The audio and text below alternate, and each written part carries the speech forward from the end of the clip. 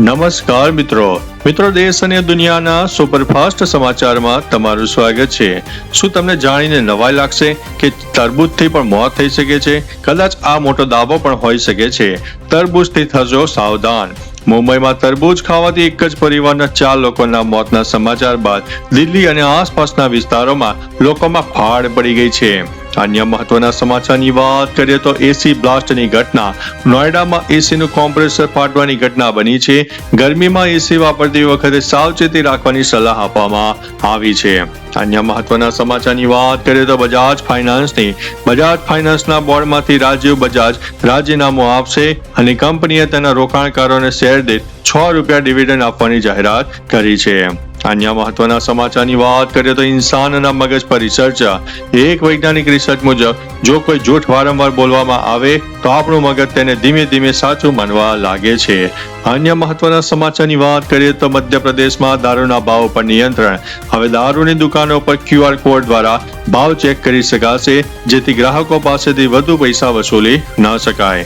અન્ય મહત્વના સમાચારની વાત કરીએ તો ઉત્તર પ્રદેશમાં વીજળી બિલમાં રાહત। આગામી 2 મહિનામાં ઉત્તર પ્રદેશના વીજ ગ્રાહકોના બિલમાં આશરે 1.5% સુધીનો ઘટાડો થવાની શક્યતા છે।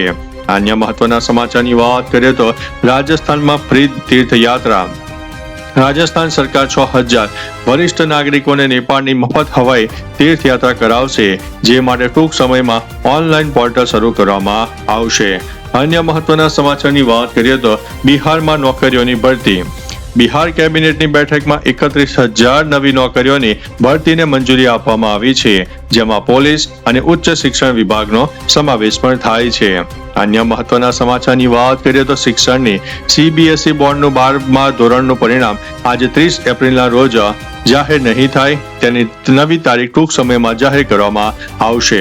ત્યારે મિત્રો આગળ વાત થશે ટ્રાફિક અને પરિવહનની। નીતિન ગડકરીએ બસોમાં સુરક્ષા માટે નવો માસ્ટર પ્લાન તૈયાર કર્યો છે, જેમાં ફાયર સિસ્ટમ અને ઇમરજન્સી એક્ઝિટ ફરજિયાત કરવામાં આવશે। ત્યારે મિત્રો આગળ વાત કરીશું ગ્રેજ્યુએટી અને પેન્શનની। કામ દરમિયાન જીવ ગુમાવનારા કર્મચારીઓના પરિવારજનોને ESIC દ્વારા પેન્શન અને બાકી રહેલી રકમ ચૂકવવામાં આવશે। અન્ય મહત્વના સમાચારની વાત કરીએ તો પાક વીમા સહાયની। ઉત્તર પ્રદેશમાં કમોસમી વરસાદ અને કરાને કારણે થયેલા નુકસાન સામે 4 મેના રોજ ખેડૂતોના ખાતામાં વળતરની રકમ જમા કરાવવામાં આવશે। અન્ય મહત્વના સમાચારની વાત કરીએ તો દૂધના ભાવમાં વધારો। 1 મેથી દૂધના ભાવમાં વધારો થવાની શક્યતા છે। બેરકા ડેરીએ ફેટના ભાવમાં વધારો જાહેર કર્યો છે। અન્ય મહત્વના સમાચારની વાત કરીએ તો ઘઉંની ખરીદી અને બોનસ। મધ્યપ્રદેશ સરકાર દ્વારા ઘઉંની ખરીદીની મુદત 23 મે સુધી લંબાવવામાં આવી છે અને ખેડૂતોને પ્રતિ ક્વિન્ટલ ₹2,625નો ટેકાનો ભાવ આપવામાં આવશે। અન્ય મહત્વના સમાચારની વાત કરીએ તો ગૂગલ વોલેટમાં આધાર। ગૂગલ વોલેટમાં હવે ડિજિટલ આધાર કાર્ડ સ્ટોર કરી શકાશે, જેનાથી વેરિફિકેશન પ્રક્રિયા વધુ સરળ અને સુરક્ષિત બનશે। અન્ય મહત્વના સમાચારની વાત કરીએ તો ICICI બેંકની નવી સુવિધા। હવે ₹5,000થી ઓછાના UPI પેમેન્ટ માટે પિન નાખવાની જરૂર નહીં પડે। ફિંગરપ્રિન્ટ અથવા તો ફેસ ID દ્વારા સીધું પેમેન્ટ થઈ શકશે। અન્ય મહત્વના સમાચારની વાત કરીએ તો હવામાન વિભાગની આગાહી। દેશના 19 રાજ્યોમાં ભારે પવન, વરસાદ અને કરા પડવાની ચેતવણી આપવામાં આવી છે, જ્યારે કેટલાક વિસ્તારોમાં ગરમીનું મોજું એટલે કે હીટ વેવ પણ યથાવત રહેશે। અન્ય મહત્વના સમાચારની વાત કરીએ તો 1 મેથી થનારા ફેરફાર। મે મહિનાની શરૂઆતથી જ ગેસ સિલિન્ડર બુકિંગ માટે OTP અનિવાર્ય બનશે અને UPI તેમજ પાન કાર્ડ સંબંધિત કેટલાક નિયમોમાં ફેરફાર થઈ શકે છે। અન્ય મહત્વના સમાચારની વાત કરીએ તો બેંક હોલિડેની।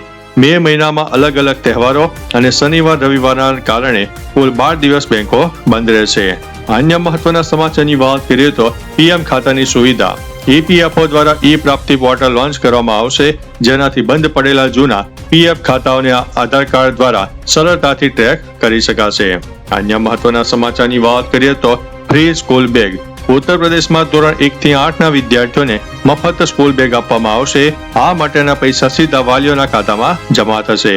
અન્ય મહત્વના સમાચારની વાત કરીએ તો ગંગા એક્સપ્રેસ વેની। પ્રધાનમંત્રી નરેન્દ્ર મોદીએ ઉત્તર પ્રદેશના સૌથી લાંબા ગંગા એક્સપ્રેસ વેનું ઉદ્ઘાટન કર્યું છે। અન્ય મહત્વના સમાચારની વાત કરીએ તો ચૂંટણી એક્ઝિટ પોલની। 5 રાજ્યોની વિધાનસભા ચૂંટણીના એક્ઝિટ પોલના અંદાજો જાહેર કરવામાં આવ્યા છે। બંગાળમાં ભાજપ અને ટીએમસી વચ્ચે કાંટાની ટક્કર છે, જ્યારે આસામમાં ભાજપની સરકાર બનવાની શક્યતા છે. અન્ય મહત્વના સમાચારની વાત કરીએ તો વંદે ભારત ટ્રેનની જમ્મુથી શ્રીનગર વચ્ચે આજથી વંદે ભારત ટ્રેન શરૂ થઈ રહી છે, જેનાથી મુસાફરીનો સમય ઘટીને માત્ર 6 કલાકનો થઈ જશે. ત્યારે મિત્રો આગળ વાત થશે આયુષ્યમાન ભારત દિવસની. દર વર્ષે 30 એપ્રિલના રોજ આ દિવસ ઉજવવામાં આવે છે, જેનો હેતુ લોકોને 5 લાખ રૂપિયા સુધીના મફત ઈલાજની યોજના વિશે જાગૃત કરવાનો છે. તો ચાલો મિત્રો, ફરીથી દેશ અને દુનિયાના સુપરફાસ્ટ સમાચાર લઈને મળતા રહીશો. ત્યાં સુધી અમને રજા આપશો. નમસ્તે.